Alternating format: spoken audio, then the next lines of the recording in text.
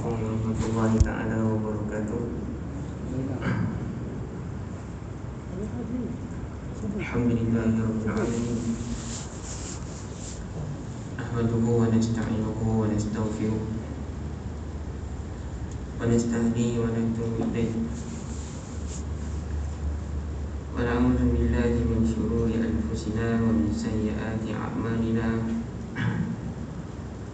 Man yahdihillahu fala mudilla lahu wa man yudlil fala hadiya lahu. Asyhadu an la ilaha illallah wa asyhadu anna Muhammadan 'abduhu wa rasuluh.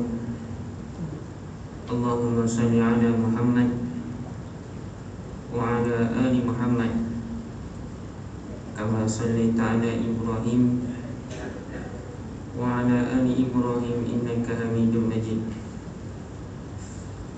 Allahumma barik 'ala Muhammad wa 'ala ali Muhammad kama barakta 'ala Ibrahim wa 'ala ali Ibrahim innaka Hamidum Majid.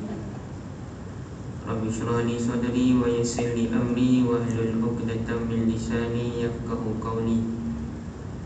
Subhanaka la ilma lana illa ma 'allamtana innaka antal alimul hakim. Wala hawla wala quwwata illa billahil aliyyil azim. Amma ba'd. Sahibul Fadilah Tuan Imam Tuan Bilal Ahli Jawatan Kuasa Masjid, Sahabul Fadilah, tuan-tuan guru, alim ulama, tuan-tuan hadirin, hadirin hadirat, muslimin muslimat yang dirahmati Allah Subhanahu wa taala. Khabar semua? Alhamdulillah, segala puji bagi Allah Subhanahu wa taala. Kita rafa'kan kepadanya di atas ruang dan peluang yang Allah Subhanahu wa taala berikan kepada kita.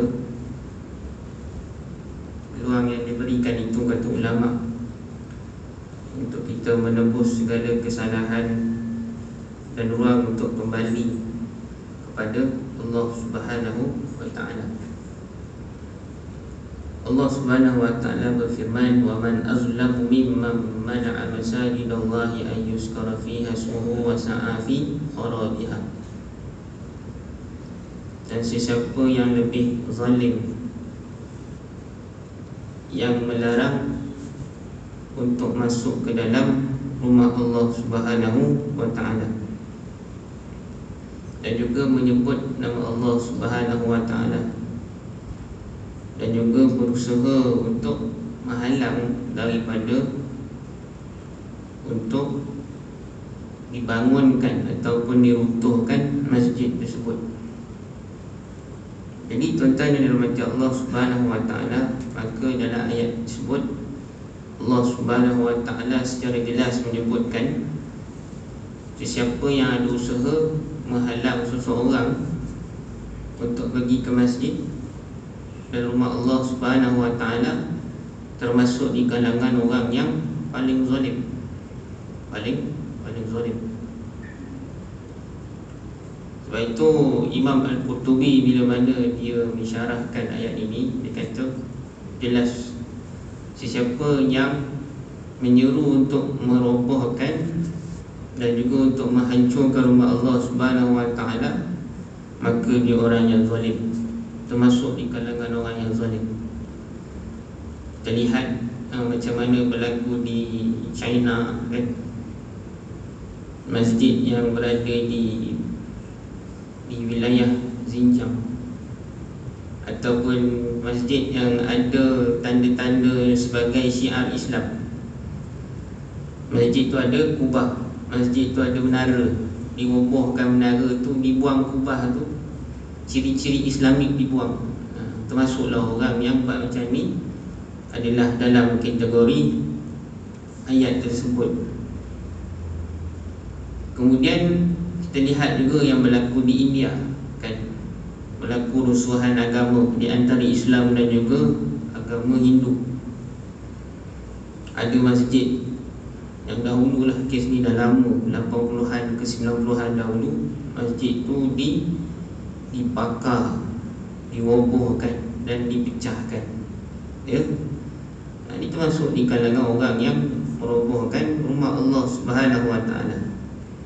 Namun yang menariknya kita lihat dalam tafsiran, untuk kita lihat dalam konteks kita hari ini, COVID-19 ni, itu orang yang tidak pergi solat di masjid secara berjemaah, Imam Al-Qurtubi menyebutkan termasuk juga orang yang merobohkan rumah Allah Subhanahu Wa Taala.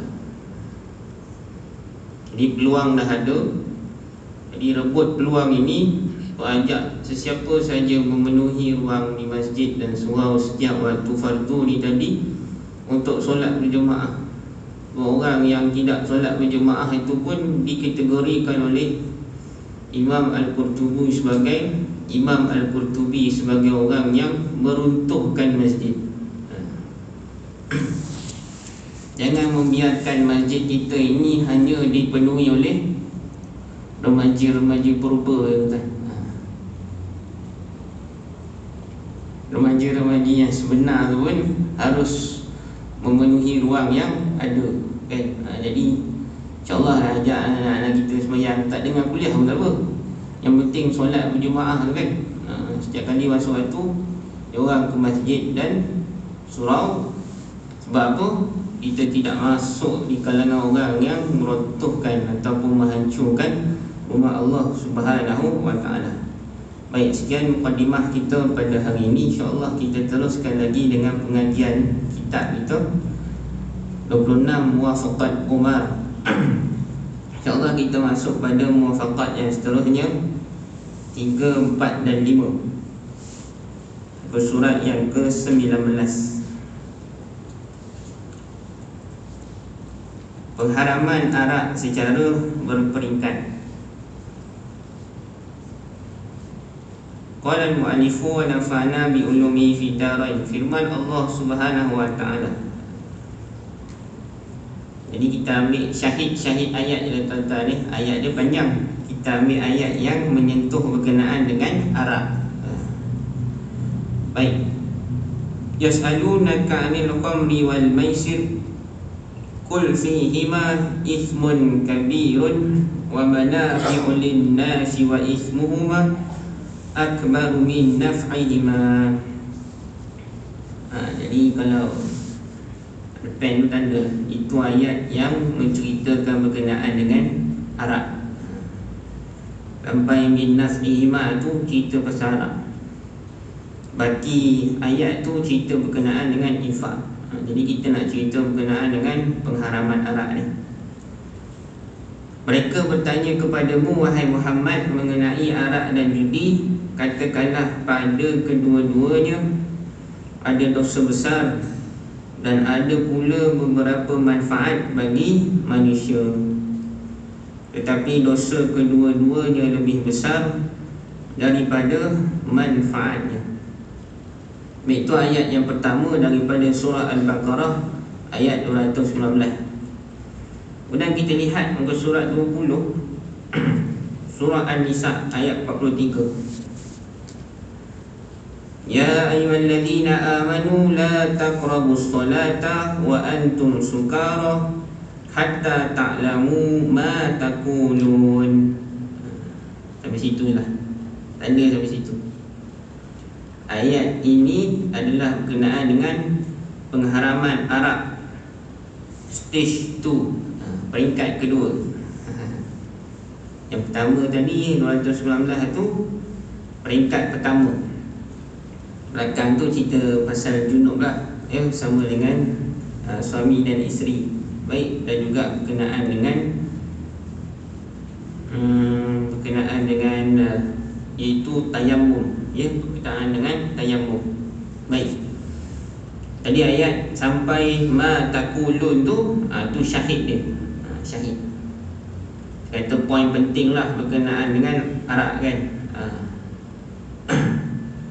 Kalau dalam bahasa Melayu tu karangan dia ada apa, istilah dia, ruhusan dia. Tapi di sini kita sebut sebagai syahid dia. Ayat yang cerita berkenaan dengan arak.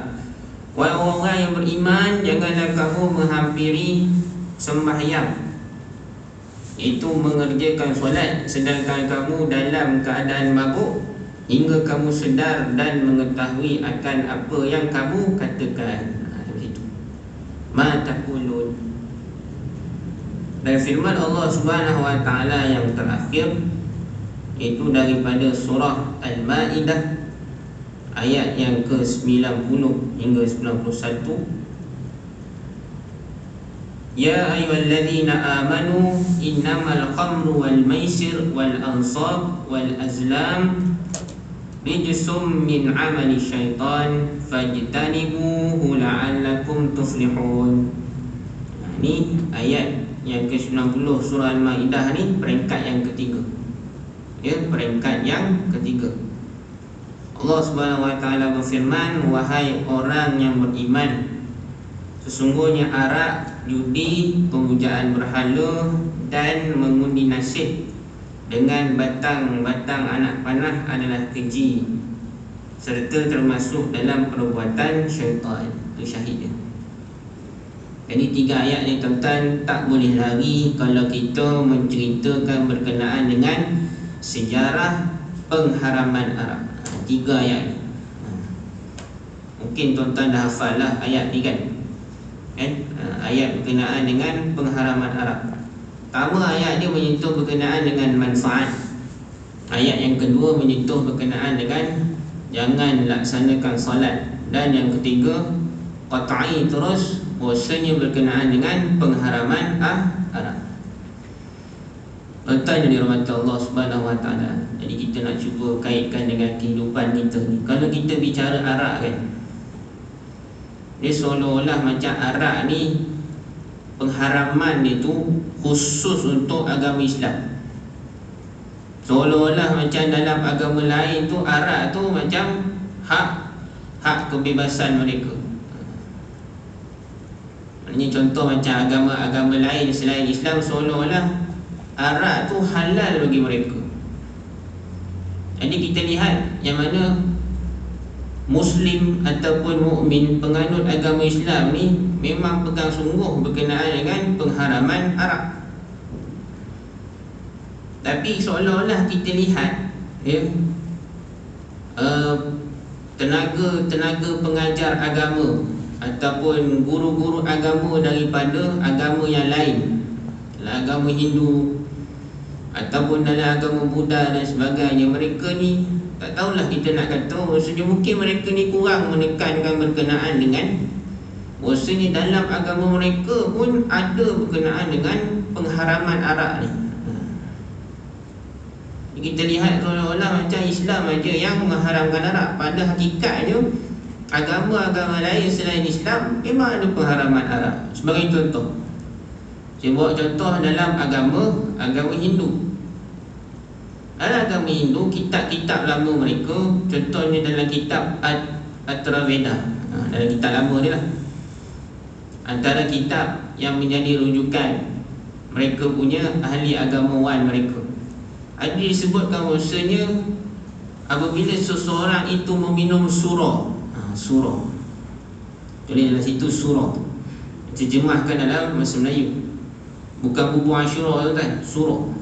Ada dengar surah tuan-tuan macam Allah adalah, dia kata apa, orang yang minum surah ni termasuk daripada orang yang lemah akal. Maknanya ayat tu menunjukkan bahasanya larangan kepada penganut agama Hindu untuk minum arak. Jelas tuan-tuan.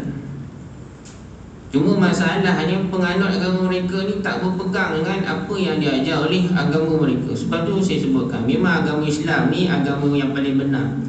Inna dina indallahil Islam. Tapi bila mana mereka tu berpegang dengan ajaran agama mereka, pastinya mereka akan jadi orang yang lebih baik. Itu dalam agama Hindu. Cukuplah bagi contoh yang satu tu, kita boleh kaji nanti perkataan dia larangan minum surah. Surah ni maksudnya arak. Baik dalam agama Buddha pula. Agama Buddha ni dia punya pegangan dia ada 5 kan. Agama, kalau tuan-tuan belajar agama Buddha secara umum lah, dia ada 5 Pancasila. 5 dia punya pilar dia, 5 punya ataupun dia punya rukun dia tuan-tuan, macam Allah. Dalam 5 rukun ni, rukun yang terakhir tu disebutkan bahawasanya dilarang meminum minuman yang keras. Larang minum arak. Jadi maknanya dalam agama Buddha pun jelas menunjukkan bahawasanya haram minum arak dalam agama mereka. Kemudian dalam agama apa lagi? Dalam agama Sing kan? Dalam agama Sing pun ada juga. Antara dalam agama Sing ni, mereka dilarang untuk memotong rambut, mereka dilarang mengatakan perkataan yang tidak baik, dan dilarang juga daripada memakan daging, dan juga dilarang mereka tadi meminum air yang mengandungi alkohol ataupun air yang diperah tadi pun ada dalam agama mereka. Apatah lagi kalau dalam agama Nasrani ataupun agama Yahudi pun ada juga larangan ni tuan-tuan yang dirahmati Allah Subhanahu Wa Taala. Jadi kita nak kata apa? Maksudnya semua agama ada larangan pengharaman tu. Tinggal lagi penganut mereka ni tidak mengamalkan secara total. Dia ambil sikit je, sekadar menyambut perayaan cukuplah sebagai agama. Ambil sikit maka seolah-olah disebut sebagai penganut agama. Jadi itulah tuan-tuan nanti Allah Subhanahu Wa Taala, bahwasanya pengharaman arak ni bukan terhad kepada Islam, bahkan dalam agama-agama yang lain. Baik. Jadi kita nak kaitkan pula dengan pengharaman yang berkena-mengena dengan Umar Al-Khattab. Dan kita tak pernah dengar ataupun kita mungkin tak pernah terlintas bahawasanya Umar Al-Khattab ni ada peranan yang sangat penting dalam pengharaman arak. Umar dia ada peranan ni, sebab kita tengok dalam satu riwayat. Ni dia riwayat yang ada, sebab dalam selepas ni dah tak ada dah cerita berkenaan dengan Umar ni. Cuma hanya kajian-kajian yang dibuat oleh ulama dalam karangan mereka. Baik. Sebab penurunan ayat. Abu Daud dalam kitab sunannya meriwayatkan sebuah hadis. Ni satu hadis ni yang cerita berkenaan dengan Umar ada peranan dalam pengharaman arak secara beringkat ni. Daripada daripada Umar kata dia, lamma nazala tahrimul khamr, ketika mana telah turun pengharaman arak, qala Umar berkata, Umar Al-Khattab, Allahumma bayyin lana fil khamri bayanan shifaan. Ya Allah, ya Tuhan kami, ya Allah, ya Tuhan, terangkanlah kepada kami tentang arak dengan penjelasan yang jelas, yang cukup. Kemudian turunlah ayat daripada surah Al-Baqarah ayat yang ke-219 tu, yas'alunaka 'anil khamri wal maisir qul fihima ismun kabir ila akhiril ayat. Maknanya ayat tu kan dia kata apa? Yas'alunaka, telah bertanya kepada kamu ataupun bertanya kepada kamu kah, iaitu Muhammad.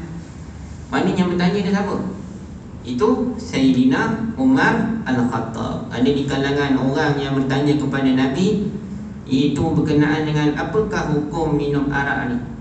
Apa hukum minum arak? Nanti kita jelaskan dengan sirah dia yang lebih lanjut bagaimana keadaan situasi umat Islam ketika itu sebelum penurunan arak. Maka yas'alunaka tu merujuk kepada Umar Al-Khattab. Sebab Umar pernah doa dan minta, ya Allah, jelaskanlah kepada kami apakah hukum minum arak ni, tuan-tuan Allah Subhanahu Wa Taala. Kemudian fadu'a Umar faquri'at alaih. Kemudian Rasulullah SAW memanggil Umar dan membacakan kepadanya ayat Allahumma bayyin lana, membacakan ayat tu tadi. Ayat apa tadi? Ayat tu tadilah yas'alunaka 'anil khamri wal maisir. Tu tadi. Dibacakan kepadanya ayat kepada Umar tu ayat apa? Ayat daripada surah Al-Baqarah 219 tadi tuan-tuan. Wahyu turun pada Nabi, betul? Tak ada siapa tahu wahyu tadi. Tak ada siapa tahu.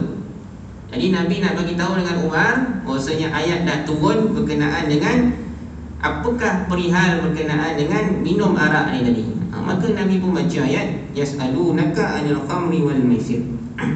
Baik. Kemudian Umar minta lagi, sebab ayat tu macam umum lah, umum lagi ayat dia. Dia kata cuma kata khamar, iaitu judi dengan arak ni, di antara dua ni dosa besar. Jadi tak detail lagi.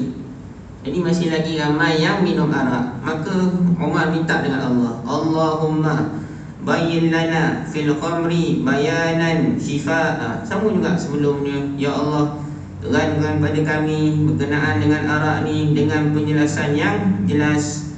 Fanazalat al-ayatul lati fin nisa, ya ayyuhallazina amanu la taqrabus salata wa antum sukara.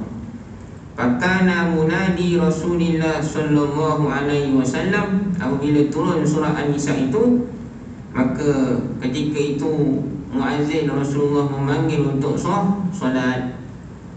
Idza uqimatis solah yunadi, dan ketika mana hendak didirikan solat itu, kemudian Nabi SAW menyebutkan, ala la yaqrabanna salata sakran, jangan ada di kalangan kamu ni tadi yang solat dalam keadaan yang mabuk.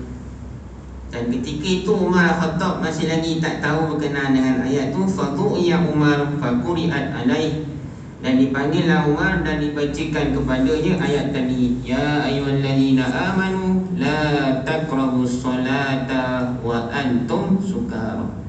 Baik. Kemudian Umar kata lagi, kemudian dibaca lagi doa, Allahumma bayyin lana fil khamri bayanan shifa'a, ya Allah, terangkan pada kami berkenaan dengan arak ni dengan penjelasan yang jelas dan nyata. Fanazalat hadhil ayah, dan turunlah ayat tadi tu, last kali tu, ya ayyuhallazina amanu innamal khamru wal maisir, sehingga ayat fa'al antum muntahun daripada surah Al-Ma'idah. Maka dalam keadaan itu Umar pun berkata, antahaina ataupun intahaina, maka selesailah kami berkenaan dengan hukum, iaitu pengharaman arak secara jelas. Ya tuan-tuan, jadi ayat ni inilah gambaran muwafaqah Umar. Jadi hadis ni adalah bukti muwafaqah Umar linuzuli wahyi ala Nabi sallallahu alaihi wasallam. Apa yang Umar doa tu, dia bertepatan dengan turun wahyu. Bukan makna bila Umar doa wahyu tu turun, tak. Wahyu tu turun pada Nabi je tuan-tuan, turun pada Nabi. Tapi dalam tak kala wahyu tu nak diturunkan kepada Nabi SAW, Umar pun berdoa. Sebab itulah doa Umar ni muwafaqah, bertepatan. Muwafaqah ni jadi bertepatan dengan penurunan wahyu kepada baginda Nabi SAW. Boleh nampak tuan-tuan ni? Boleh nampak bagaimana doa Umar tadi bertepatan dengan turunnya wahyu kepada Nabi SAW. Tuan-tuan yang saya faham, bukan sebab Umar ni doa wahyu turun, tak. Tapi wahyu tu memang turun kepada Nabi, dan bertepatan ketika itu Umar berdoa kepada Allah Subhanahu wa ta'ala. Baik. Jadi kita nak tengok pula macam mana lagi detail ayat-ayat ni pada zaman tu, gambaran-gambaran macam mana penurunan ayat yang pertama, kedua dan ketiga, peringkat pertama, kedua dan ketiga berkenaan dengan pengharaman arak tadi. Tuan-tuan macam Allah Subhanahu wa ta'ala. Baik. Jadi sebab itu penulis dia tulis apa? Muwafaqat 3, 4 dan 5. Betul. 3, 4 dan 5. 3 ke apa? Itulah tadi peringkat pertama pengharaman arak. 4 tu jadi peringkat kedua pengharaman arak, dan 5 peringkat yang ketiga pengharaman arak. Itu maksud itu tadi, tuan-tuan macam Allah Subhanahu wa ta'ala. Baik. Kita tengok pula kata-kata As-Suyuti. As-Suyuti siapa tuan-tuan? As-Suyuti ni, beliau ni ulama Mesir, ya, ulama Mesir. Dia lahir dekat sebuah tempat namanya Asyut lebih itu tuan-tuan, di Mesir. Saya alhamdulillah sempatlah masa belajar di Mesir tu pergi melawat di makam ni. Makam ni buruk, tak cantik. Makam ni tu tak terpelihara lah. Walaupun hari ni kita baca kitab je, tapi makam ni tu mungkin tak berapa nak terjaga. Kalau compare dengan makam-makam, kalau tuan-tuan pernah pergi Mesir, kalau orang-orang yang terkenal ni makam ni cantik kan dalam masjid. Contoh kalau tuan-tuan pernah pergi mana? Makam Imam Syafi'i cantik kan. Padahal Imam Suyuti ni dia awal meninggal, lebih kurang dalam tahun 800 Hijrah, 900 Hijrah macam tu lah. Awal lah tuan-tuan. Tapi makam dia tu tak terpelihara sangat lah, ya, tak terjaga tuan-tuan oleh Allah SWT. Jadi nama dia As-Suyuti ni gelaran dia lah. Nama penuh dia Abu Abdul Rahman, Abu Abdul Rahman, dan digelar dengan gelaran Jalaluddin. Jadi kalau tuan-tuan ada baca dalam terjemahan-terjemahan, contohnya Jalaluddin As-Suyuti, dia lah tu, ya, Jalaluddin Suyuti tu dia lah. Baik. Dalam kitab dia yang bertajuk Lubabun Nukul, Lubabun Nukul ni cerita berkenaan dengan sebab-sebab penurunan ayat Al-Quran. Okey, penulis ni beritahu tidak disebut tentang sebab penurunan ketiga-tiga ayat ini daripada Umar. Jadi kalau kita baca kitab Imam As-Suyuti tu tadi, tuan-tuan Allah Subhanahu Wa Taala, takkan jumpa nama Umar tu terselit dalam kitab tadi. Itu saya kata tadi, riwayat satu yang kita akan jumpa berkenaan dengan Umar ni dalam hadis Sunan Abu Daud ni. Ni je tuan-tuan. Cuma penulis nak bagi elaborate yang agak panjang, huraian yang agak panjang sikit, macam mana dibawa lah bahwasanya apa yang dikarang oleh Imam As-Suyuti dalam kitab Lubabun Nukul. Baik. Jadi secara ringkasnya adalah seperti berikut ayat 219 surah Al-Baqarah. Ketika Allah memerintahkan orang Islam untuk membelanjakan hartanya ke jalan Allah, ada sebahagian sahabat yang bertanya bahawa mereka tidak mengetahui perintah infak yang bagaimana dan harta mana yang dikeluarkannya. Maka turunlah ayat wa yas'alunaka madza yunfikuna qulil af. Jadi ayat ni kita tak baca. Ayat ni pada ayat yang pertama tadi kita baca tu, iaitu pada surah Al-Baqarah 219. Sebab kita nak cari syahid dia. Tapi dalam kitab Lubabun Nukul karangan As-Suyuti, dia cerita maksudnya sebab turun ayat ni bukan sebab Arab, bukan sebab Arab, tapi penurunan ayat ni adalah berkenaan dengan, iaitu sahabat tak tahu macam mana nak infak. Dari segi harta tu apa nak infak, tu sebab ayat dia. Tuan-tuan jelas Maknanya Imam Suyuti kata ayat 219 ni dia punya sebab penurunan bukan kerana pengharaman Arab, tapi bagi pendapat Imam As-Suyuti adalah kerana iaitu sahabat tidak tahu macam mana untuk melaksanakan infak. Maka turunlah ayat wa yas'alunaka madza yunfikuna qulil af, dan mereka bertanya pula kepada kamu apakah yang mereka akan belanjakan, dermakan. Katakanlah, dermakanlah apa-apa yang berlebih daripada keperluan kamu.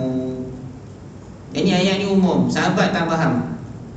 Contoh-contoh lah di kalangan sahabat yang dongah ni pun bukan semua yang faham apa si Tito ni kan. Dia yang faham tak faham tu kan. Dia yang faham lah. Dia yang tak faham tu dongah lah kan. Jadi ada orang yang bila dongah tu dia nak break, tapi dia tak tahu nak break. Infak, madza yunfikuna qulil af, infak daripada apa yang berlebih daripada, ataupun ada ayat infak tu kata infak lah jalan Allah, tak tahu apa nak infak.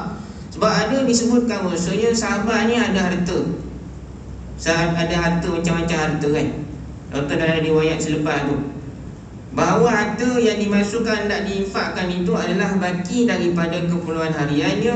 Dan dalam riwayat lain disebutkan bahawa dua sahabat itu Muaz bin Jabal dan Sa'labah berjumpa Rasulullah SAW lalu bertanya, wahai Rasulullah, kami mempunyai banyak hamba sahaya abid dan anggota keluarga. Oleh itu harta mana yang harus kami keluarkan untuk infak?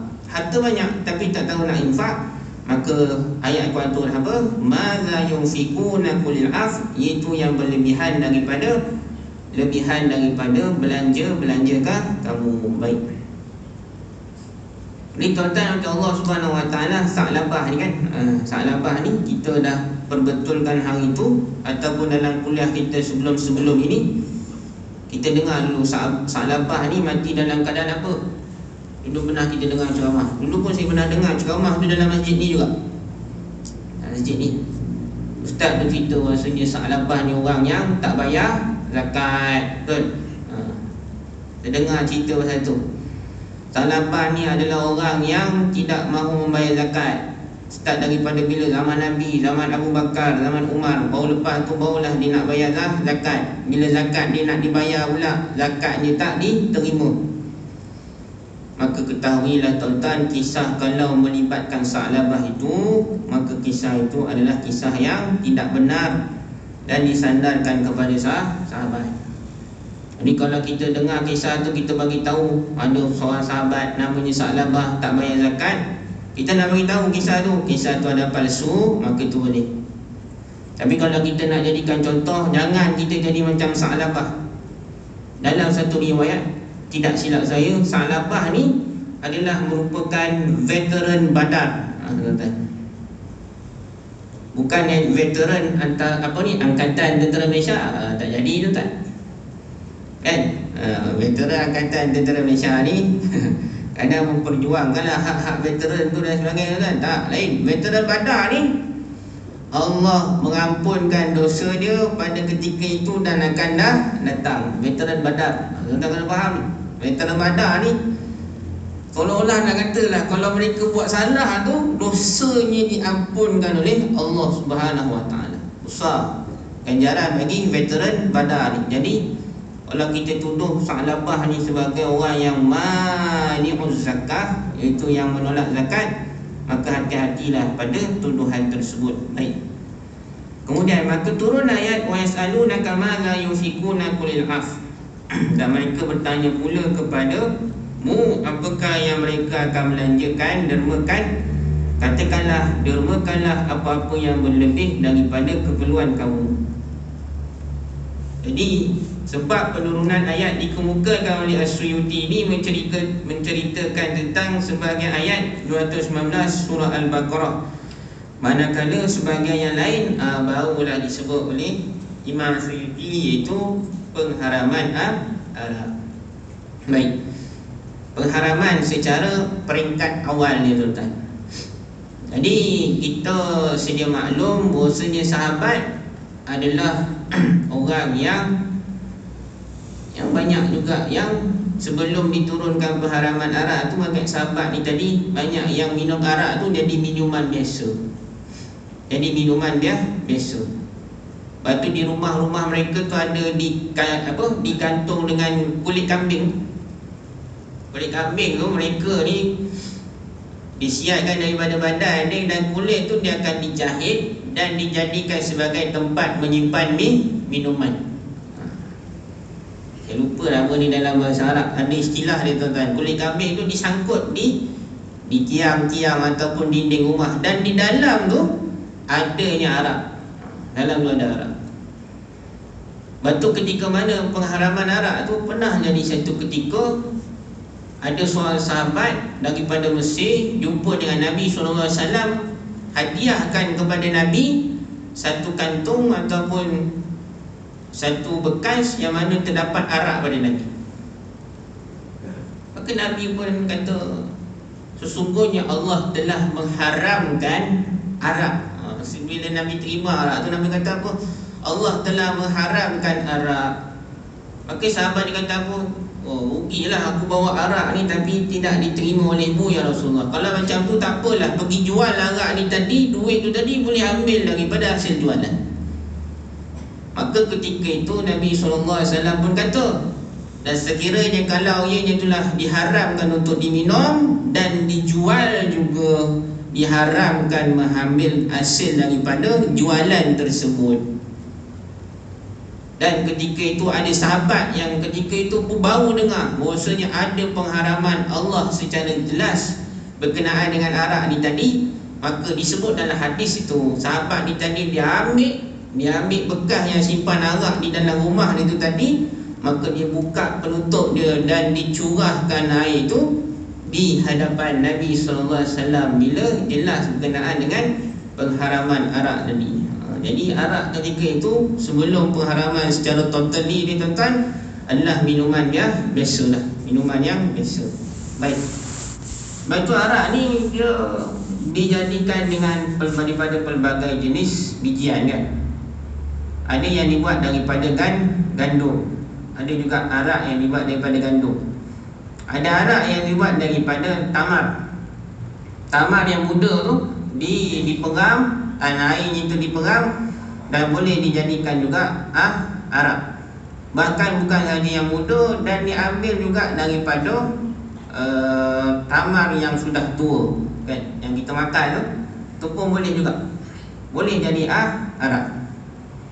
Lepas tu kalau kita perasan ada air tu kalau direndam dengan kurma, itu disebut sebagai nabis, betul? Air rendaman kurma okay. Dia ada kadar hari dia lah, ada kadar hari dia, ada ulama sebut.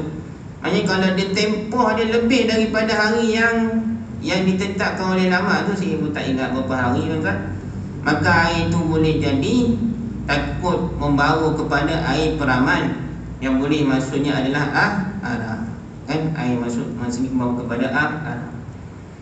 Dan arak yang paling baik adalah, ataupun yang paling elok lah, arak yang terhasil daripada inab ya, inab daripada anggur.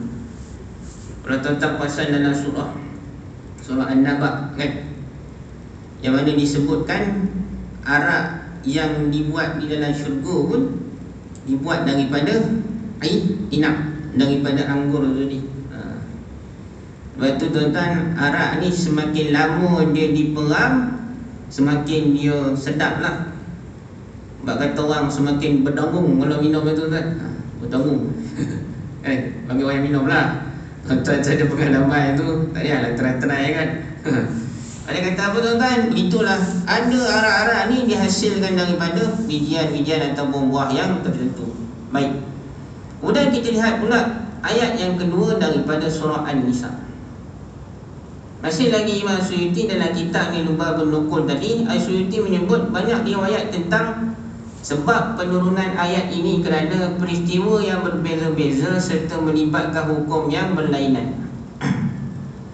Pertama, ayat daripada mana kata? Yang kedua tadilah. Apa ayat dia?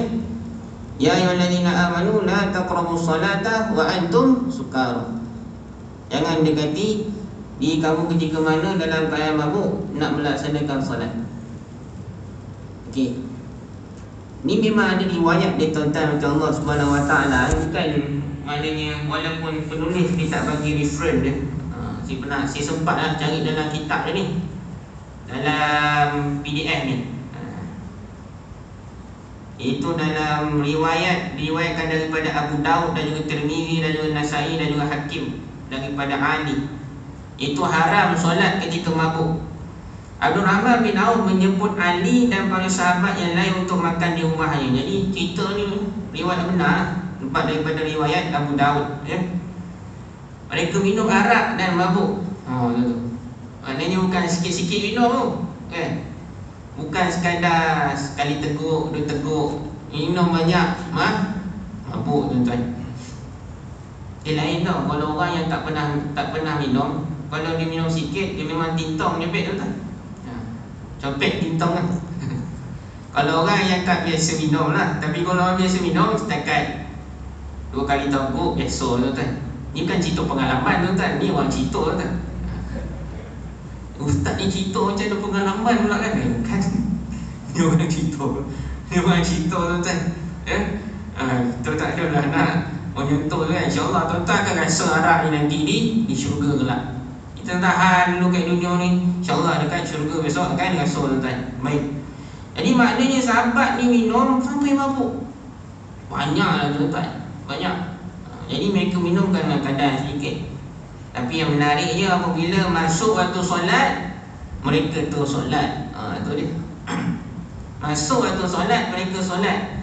Dan ketika mana solat tu tadi, Ali menjadi imam mereka.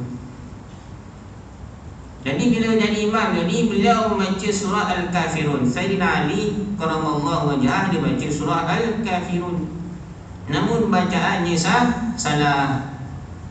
Kalau dalam kitab Lubabun Nukul ni agak detail lah. Dibaca ayat faqara'tu, dia kata faqara'tu qul ya ayyuhal kafirun la a'budu a'budu ma ta'budun. La a'budu ma ta'budun. Ya, dibaca surah Al-Kafirun.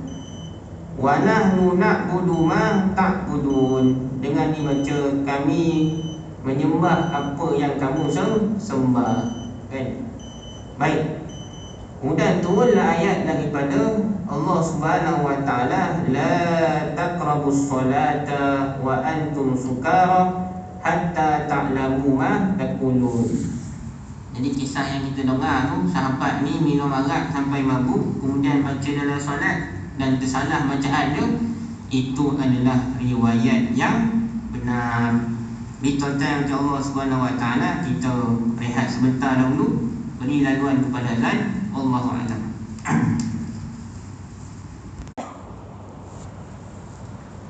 Bismillah wassalatu wassalamu ala Rasulillah wa ala alihi wa sahbihi wa man wala. Baik.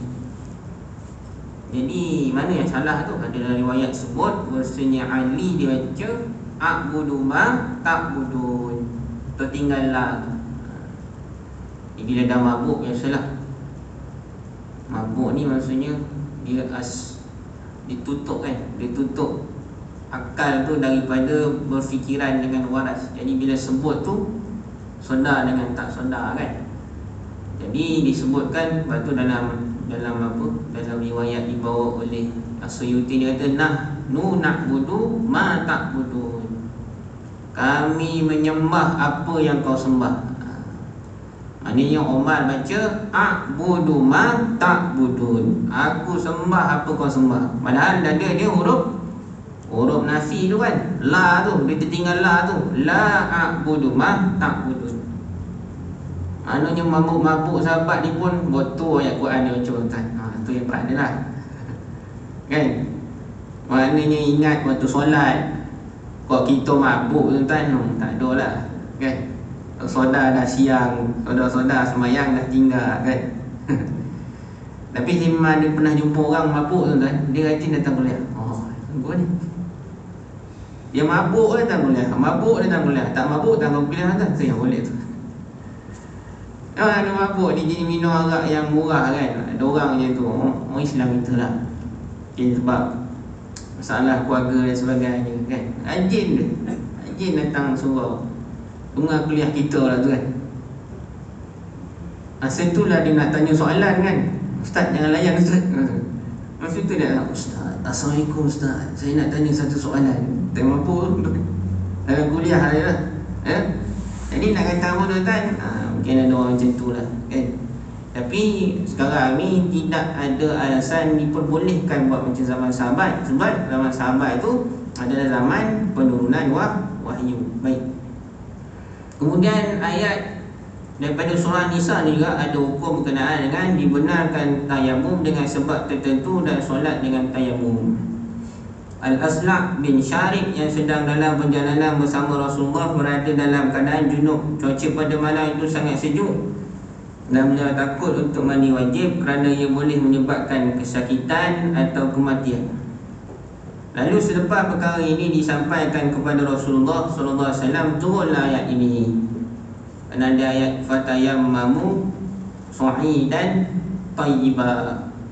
Ya, maknanya ayat ini mengharuskan, membenarkan kepada sahabat untuk bertayamum menggantikan junub. Adalah detail perincian dia tuan-tuan Allah Subhanahu wa taala.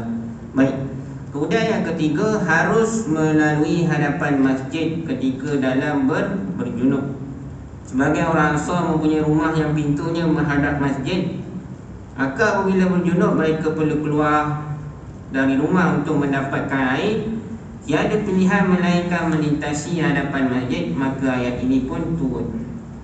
Ada 3 sebab dalam satu ayat ini, ya.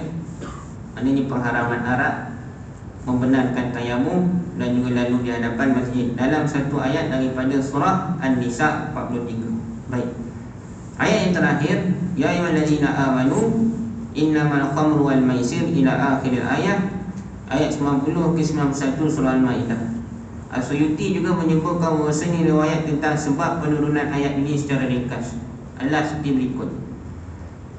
Ketika Islam mula bertapak di Madinah selepas hijrah ni, Sebilangan umat Islam masih mengamalkan pengambilan arak dan berjudi. Oh, lama, tuan-tuan. Hanya pengharaman arak tu lah lama. Maknanya bukan sahaja sebelum hijrah, lepas pada hijrah pun masih lagi pengharaman tu belum secara qat'i lagi, putus lagi. Maknanya mamnu' tu ataupun larangan secara jelas tu tak ada. Cuma cerita ayat dia apa? Arak ni ada manfaat, ada buruk, tapi buruk dia lebih banyak. Pegang ayat tu. Dan juga ayat berkenaan dengan larangan solat ketika mabuk. Baik. Mereka bertanya akan hal itu kepada Rasulullah sallallahu alaihi wasallam, lalu turun ayat ke 219. Maknanya ketika dalam proses hijrah tu pun, berhijrah tu, mereka masih lagi minum arak, tuan-tuan. Masih lagi minum arak. Maknanya di Mekah 10 tahun tu masih lagi minum arak. Selepas daripada tu barulah hijrah. Daripada tu tuan-tuan kata Allah Subhanahu Wa Taala, maka baru turun ayat 219 daripada surah Al-Baqarah tadi. Maknanya arak lebih mudarat berbanding dengan manfaat. Sebab kenapa ayat turun? Dia sesuai dengan keadaan masa itu. Sebab kalau diharam terus, maka akan jadi suatu, kita katakan, kejutan budaya. Bahkan akan bagi impak yang besar juga. Ada sahabat nak meninggalkan arak. Kita tak nafikan sahabat ni kalau dengar Nabi ni tadi akan kata haram arak, sahabat akan buang. Tapi tak semua sahabat dalam keadaan macam tu. Tuan-tuan pernah dengar kan, bila ayat pengharaman arak ni, masih lagi ada seorang sahabat yang masih lagi minum arak lepas turun daripada pengharaman arak tu. Ada seorang sahabat ni, dia tegar minum arak. Itu boleh katakan dia sebagai alkoholik lah. Dia semayang dan dia suka buat Nabi SAW ketawa. Sehingga kan bila, yang menariknya, bila dia minum arak ni, dia akan jumpa pada Nabi, ya Rasulullah, aku telah minum arak. Maka Nabi kata, hukumlah dia dengan hukuman yang, maka dihududlah, hukum hudud. Diotai 40 kali dengan selipar. Kemudian lepas daripada tu, dia minum arak lagi, tuan-tuan. Kemudian kena hukuman lagi. Lepas daripada tu dia datang jumpa Nabi, ya Rasulullah, aku minum arak. Sehingga ada sahabat ni tadi keji dia, tuan-tuan. Semoga Allah melaknati kamu. Maka bila dalam keadaan tersebut, maka Nabi melarang sahabat yang mengeji orang yang minum arak tadi. Sebab dia sudah menerima hukumannya. Sedangkan dia adalah lelaki yang mencintai aku, kata Nabi SAW. Ini bukan bermakna kita nak menghalalkan arak tadi. Maknanya ada sahabat ni, walaupun larangan tu tadi dah secara qat'i jelas dah tadi, tapi sahabat ada mungkin tak boleh nak tinggalkan. Jadi sebab itu penurunan arak ni dia secara berperingkat, berperingkat, peringkat pertama, kedua dan ketiga. Baik. Dan ada juga sahabat yang ambil manfaat daripada arak ini tadi. Selain daripada boleh minum, dia juga boleh dijadikan bisnes yang menguntungkan. Masa itu jual arak laku. Jual arak sangat laku. Seperti zaman sekarang jual apa? Hand sanitizer, jual face mask, laku orang nak beli. Sebab banyak permintaan, tuan-tuan. Maka ketika itu arak ni dia jual dan menjadi bisnes yang menguntungkan. Sebab tu dalam ayat dia sebut apa?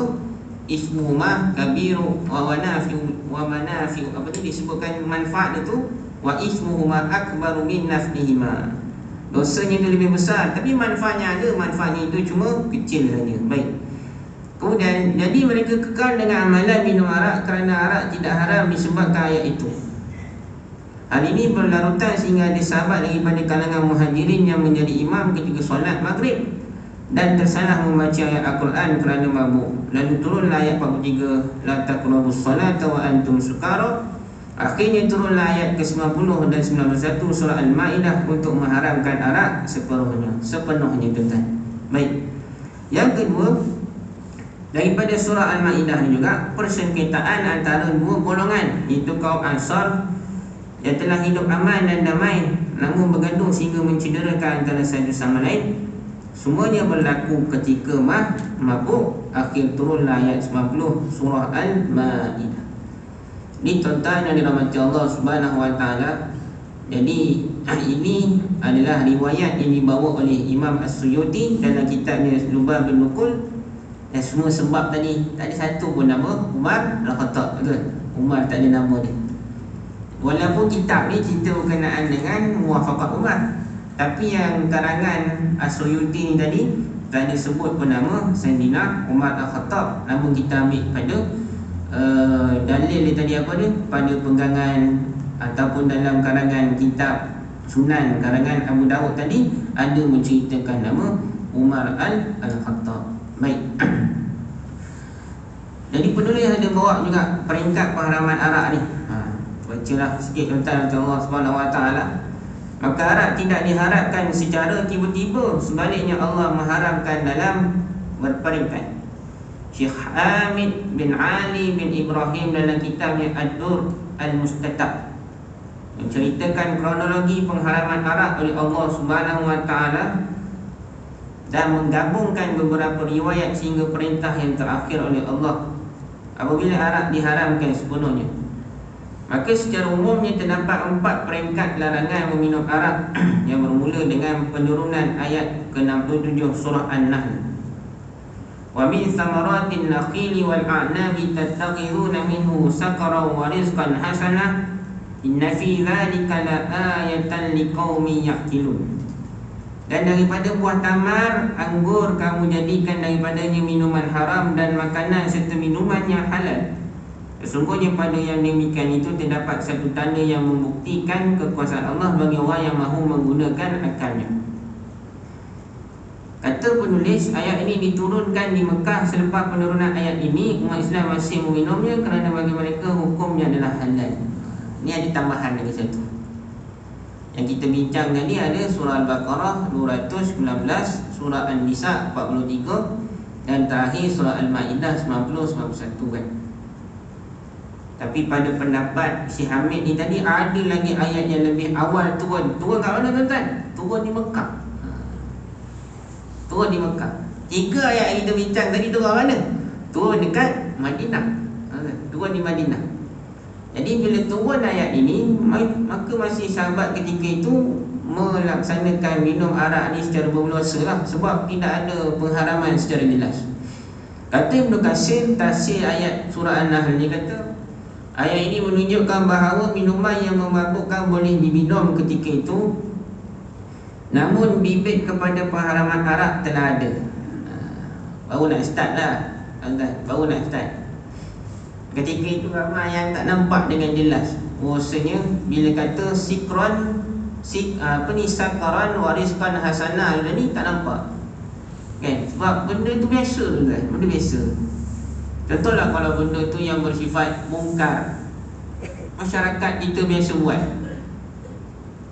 turun peringatan, maka ramai di kalangan yang menerima ataupun mendengar peringatan tu, dia seolah-olah tak dapat nak dengar ataupun terima, sebab masyarakat dan keadaan ketika itu dah terbiasa dengan buat perkara mungkar tadi. Jadi bila Allah turunkan sakaran wariskan hasanah, kata pengarang kitab Ad-Dur Mustatab tadi, inilah bibit permulaan Allah Subhanahu Wa Taala mengharamkan minum arak. Baik.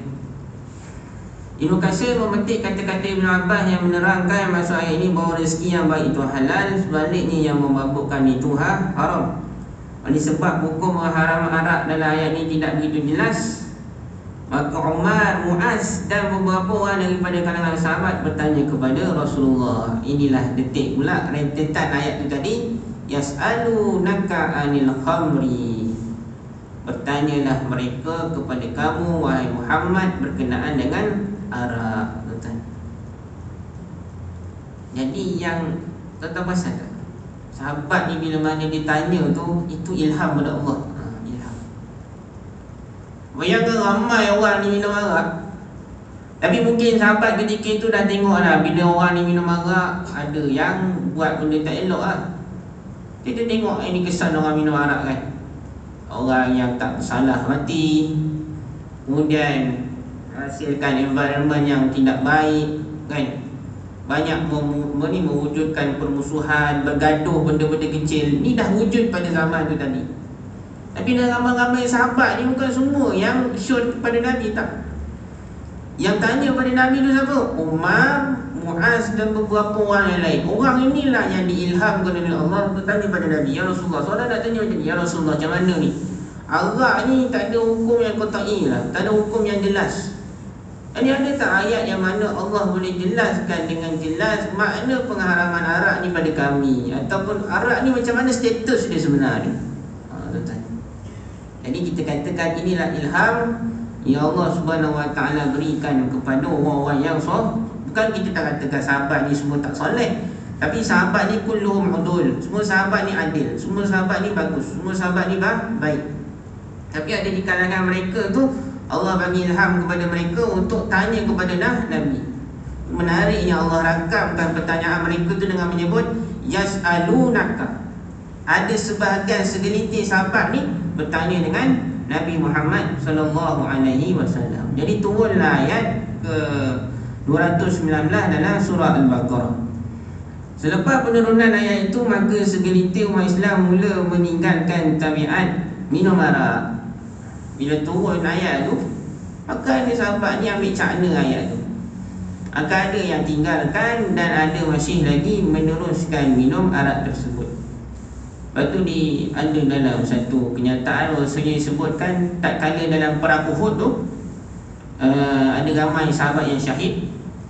Disebutkan dalam perut-perut sahabat yang syahid itu pun masih lagi ada saki-baki arak yang mereka minum dalam peperangan tersebut, ya, tuan-tuan, masih lagi ada sahabat-sahabat yang minum arak tadi walaupun nak berperang tadi. Baik. Namun sebagai besar umat Islam kekal dengan tabiat minum tersebut. Ketika itulah terjadi kisah Abdul Rahman bin Auf menghidangkan arak kepada para sahabatnya di rumah. Lalu mereka minum arak sehingga masuknya waktu solat. Salah seorang daripada mereka menjadi imam. Riwayat menyatakan bahawasanya, sebagai riwayat menyatakan bahawa Abdul Rahman sendiri yang jadi imam. Namun sebagai riwayat yang menyatakan bahawa yang menjadi imam ialah Ali bin Abu Talib. Riwayat mana tadi? Yang kita ambil dalam kitab As-Suyuti tadi. Itu riwayat yang satu lah. Ada yang lain kata imam apa ni, yang jadi imam adalah Abdul Rahman bin Auf. Maka ketika itu imam membaca surah Al-Kafirun, namun bacaannya salah. Dia membaca Qul ya ayyuhal kafirun a'budu ma ta'budun. Maka yang sebetulnya ialah Qul ya ayyuhal kafirun la a'budu ma ta'budun. Maka perkataan la yang bermaksud tidak telah ditinggalkan secara tidak sengaja. Maka turunlah pula ayat 43 surah An-Nisa. Semakin sedikit umat Islam yang meminum arak, namun arak masih diminum oleh segelintir umat Islam ketika itu. Boleh kita katakan 50% masa itu bila ayat 219. Bila turun ayat 43 ni, kita boleh nisbahkan kurang lebih dalam 70% sahabat ketika itu dah tinggalkan arak. Balance tinggal berapa? 30% lagi lah. 30% lagi. Maka selepas itu terjadinya peristiwa pergaduhan antara Ansar dengan Quraisy daripada Muhajirin. Utbah bin Malik mengundang beberapa sahabat, antaranya Sa'ad bin Abi Waqqas, untuk makan bersama. Lalu mereka minum arak. Sa'ad mengalurkan satu syair yang membanggakan diri. Ansar dan Quraisy sama-sama mengangkat diri mereka dan mengatakan bahawa mereka lebih baik. Kemudian seorang Ansar mengangkat dagu unta yang telah disembelih, lalu memukul Sa'ad dengan menggunakan dagu unta tersebut sehingga menyebabkan cedera Sa'ad ini. Maka perkara ini dibawa ke Tuhan Rasulullah SAW. Umar yang berada di sisi Rasulullah ketika itu berkata, moga Allah memberikan penjelasan. Ini baru kata Umar ni minta pada Nabi, tolong berikan bayanan syifaan, penjelasan yang jelas berkenaan dengan hukum arak ni tadi. Maka turunlah ayat 90 dan 91 surah Al-Ma'idah. Maka dengan turunnya ayat itu, arak diharamkan sepenuhnya. An-Nasai meriwayatkan daripada Anas bahawa selepas arak diharamkan, umat Islam tidak teragak-agak membuang semua arak yang sedang diminum, walaupun dalam simpanan mereka. Ya, walaupun dalam simpanan mereka. Baik, kita tengok macam mana sahabat ni bila dengar ayat Quran, bila haram ni. Kita kalau dengar haram ni, tunggulah dulu, bagilah habis last kopek ni. Last kopek tuan-tuan, ada lagi kan kita, kalau kita lah ni last-last ni bagilah rasa dulu. Tapi kita tengok sahabat ni, bila ayat 90 surah Al-Ma'idah ni, macam mana pendirian mereka bila dengar. Baik, Ibnu Katsir ada cerita berkenaan dengan keadaan selepas pengharaman Arak tadi. Bila sampai berita pengharaman Arak kepada Abu Talhah, Abu Ubaidah, Abu Dujanah, Mu'adh bin Jabal, Suhail bin Baidah sedang mabuk minum arak, dapat ataupun berita berkenaan dengan pengharaman arak masa itu tengah mabuk, tuan-tuan, segera mereka menumpahkan arak yang berada dalam gelas minuman mereka dan memecahkan tong-tong berisi stok minuman tersebut. Saya kata tadi, mereka ni minum arak bukan sikit-sikit, simpan kat rumah tu buat stok lah. Ni sebelum turun ayat lah. Memang mereka punya kebiasaan. Tak ada dia kata, tak apalah, balik ni kita jual dulu arak ni kat Yahudi, buang-buang dapat untung juga, boleh simpan kan. Kita biasa gitu tak? Kalau ada lah apa ni pengharaman apa ni, larangan dan sebagainya, kita ambil manfaat dulu. Takkan kita nak rugi, nak apa ni, nak dapatkan arak ni bukan murah dan sebagainya. Tapi kita lihat, tuan-tuan, sahabat ni bila dengar ayat berkenaan dengan arak, terus pecahkan tong-tong arak di rumah mereka. Bahkan sebagainya berwuduk dan sebagainya itu mandi. Berwuduk dan mandi dan memakai wangian, kemudian menuju ke arah masjid, dan hanya semata-mata nak mendengar Nabi SAW nak membaca ayat surah Al-Ma'idah, ya ayyuhallazina amanu innamal khamru wal maisir. Benarlah kata Allah Subhanahu wa taala, fastabiqul khairat. Bila kita dengar kebaikan tu, kita berlumba-lumba buat kebaikan tanpa kita menangguhkan untuk membuat kebaikan tersebut. Baik. Kelihatan arak mengalir di parit-parit sekitar Madinah. Bukan celah, tuan. Madinah ketika itu dibanjiri dengan air-air arak. Punya banyak. Kalau dah setiap rumah pecah kantong, habis longkang-longkang yang ada di Madinah ketika itu dialirkan dengan air-air arak yang telah dipecahkan oleh sahabat-sahabat Nabi ni tadi, tuan-tuan Allah Subhanahu wa taala. Banjirlah bumi Madinah ketika itu dengan arak yang dibuang oleh sahabat-sahabat kerana iman mereka dengan firman Nabi SAW. Maka Rasulullah SAW pergi ke tempat pengeringan kurma bersama Abu Bakar, Umar dan sahabat lain. Terjumpa arak yang diisi dalam kantong kulit.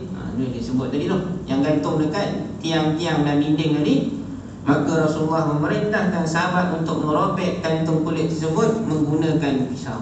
Jadi tuan-tuan Allah, kita lihat inilah pendirian sahabat apabila ia jelas berkenaan dengan pengharaman arak tanpa menangguhkan dan ragu-ragu dengan firman Allah Subhanahu wa taala. Jadi tuan-tuan yang dirahmati Allah Subhanahu wa taala, akan jelaskah kepada kita berkenaan dengan Umar ada peranan yang besar juga dalam pengharaman arak, sehinggalah ke hari ini membawa kepada kebaikan untuk umat sejagat apabila pengharaman yang telah ditetapkan oleh Allah Subhanahu wa taala.